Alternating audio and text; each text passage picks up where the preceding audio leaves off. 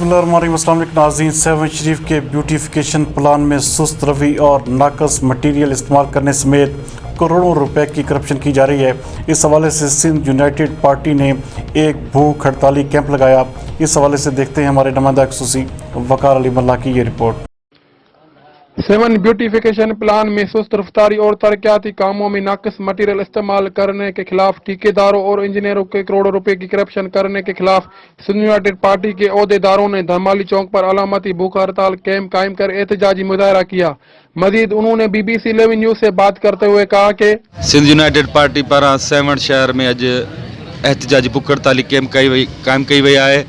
असो मुतालबो है तो सेवन ब्यूटिफिकेशन प्लान के नाले में public health engineering division Jamshoro और हाईवेज डिवीज़न जामशोरो इन बिन्हीं खातन के ब कम दिना विया। एकड़े पब्लिक हेल्थ के सजे सेवन जो ओवरऑल ड्रेनेज और हाईवेज के सजे सेवन जो जेके रोड रस्ता उन्हनि जा कम करण जी निगरानी सुपरविजन इन बिन्हीं खातन के हवाले कई वई। इन्हनि बिन्हीं खातन करप्शन की इंतहा करे छड़ी। इन्हनि बिन्हीं खातन जो को भी नुमाइंदो मुतलका जाइन ते मौजूद कोने को कम इंतहाई सुस्त रफ्तारी से थी रहा आहिनि जेके थी रहा उन्हनि में नाकस मटीरियल इस्तेमाल थी रहियो आहे। ऐं खोड़ दफ़ा असांखे इहे शिकायतूं मिलियूं आहिनि त सेवण में जेके इन ब्यूटिफिकेशन प्लान जी मद में जेको ड्रेनेज ठहे पियो थो, ड्रेनेज जी लाइन जेके वॾा नाला ठहनि पिया था उहे खोड़ ॼण ते किरी बि पिया आहिनि। किथे नए रोड जी का प्लानिंग आहे, का स्कीम आहे त तव्हां पुराणे रोड खे घटि में घटि ट्राए उहो हेठि करे दुकान ऐं जे घर आहिनि उन्हनि जी लेवल ते उहे रोड ठाहियो। पर हिते इहो आहे त पथर नाकस आहे जेको रोड ठहे पियो थो उन जे मथां उहो पथर रखियो, उहो नाकस मटीरियल इस्तेमालु करे उते का बि टीम कान्हे का उहो रोड ठाहे रहिया आहिनि। असां ऐं उन जो इन्हनि ॿिन्ही जो जेको इंचार्ज आहे PD साहब आहे, उहो डिप्टी कमिश्नर जामशोरो फरीदुद्दीन मुस्तफ़ा साहब आहे। असां सिंध हाई कोर्ट के चीफ जस्टिस का यह अपील कयूं था तो सेवन ब्यूटिफिकेशन प्लान में जेका करप्शन थी रहा है उन जो नोटिस वरतो वने, जो नाकस मटीरियल इस्तेमाल थी रहा है उन जो नोटिस वरतो वने।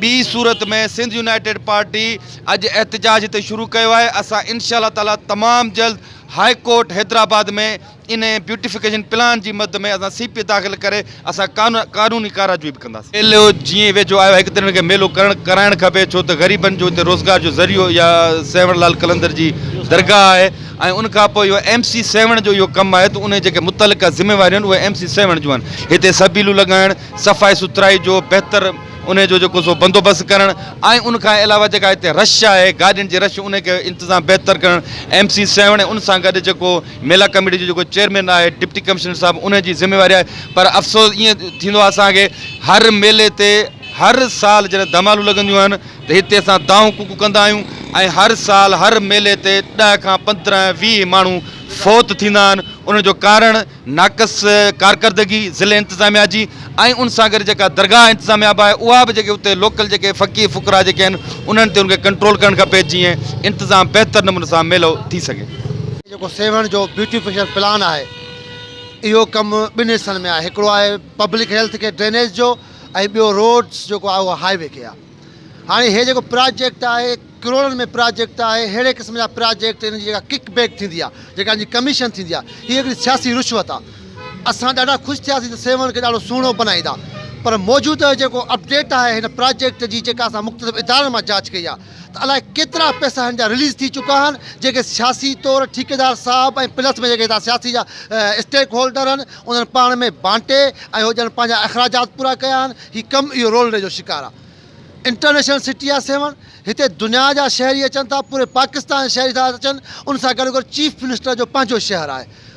उन जॻह ते असां अपोज़िशन जो किरदारु अदा कंदे हिन अवाम जी नुमाइंदगी कंदे हिन जूं दाहूं खणी अॼु तव्हांजे साम्हूं हिन बुख हड़ताल एहतजाजी कैंप ते बीठा आहियूं। असीं सेवन जे अवाम खे ॿुधाइण था चाहियूं त असीं क़ौमी कारकुन तव्हांजे हर हक़ जे लाइ हर टाइम ते मैदान अमल में हूंदासीं ऐं असांजो मुतालबो आहे चीफ मिनिस्टर सिंध खां, छाकाणि करप्शन बि उन्हनि जे माण्हुनि कई आहे, ऑफिसर बि उन्हनि जे माण्हू पाण रखिया अथसि, विरहाया बि उन्हनि, पर तंहिंजे हूंदे बि एग्ज़ीक्यूटिव पाण असां उनखे मुतालबो था कयूं त साजन मल मेन मोहरो आहे हिन जेको आहे पब्लिक हेल्थ जो आहे जे पैसा विरहाया असीं मुतालबो था कयूं उन्हनि अथॉरिटीज़ खां जेके माना पंहिंजो क़दम खणी सघनि थियूं त हिन पूरे कम जी इंक्वायरी कराई वञे।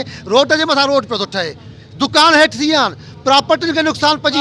असांजे ज़िले सदर इहो ऐलान कयो आहे। अॼु जो एहतजाज म्यूनिसिपल 7 जो सदर आहे असांजो शाहिद हाले पोटो हितां म्यूनिसिपल जी जेका तंज़ीम आहे उन्हनि हिन एहतजाज शुरू कयो आहे, तहरीक जो आगाज़ शुरू कयो आहे। हिन सां पूरी तालुके जी तंज़ीम गॾु हूंदी, ज़िले सदर गॾु हूंदो ऐं पोइ जेके बि अख़्तियारियूं क़ानूनी इदारा आहिनि, जेके बि सरकारी इदारा उन सां असां क़ानूनी जेको आहे सो रुजू कंदासीं ऐं जेके बि हिन जा जेको जवाबदार आहिनि, मुहरिक जवाबदार आहिनि, उन सभिनी खे असां क़ानून जे कटड़े में आणींदासीं।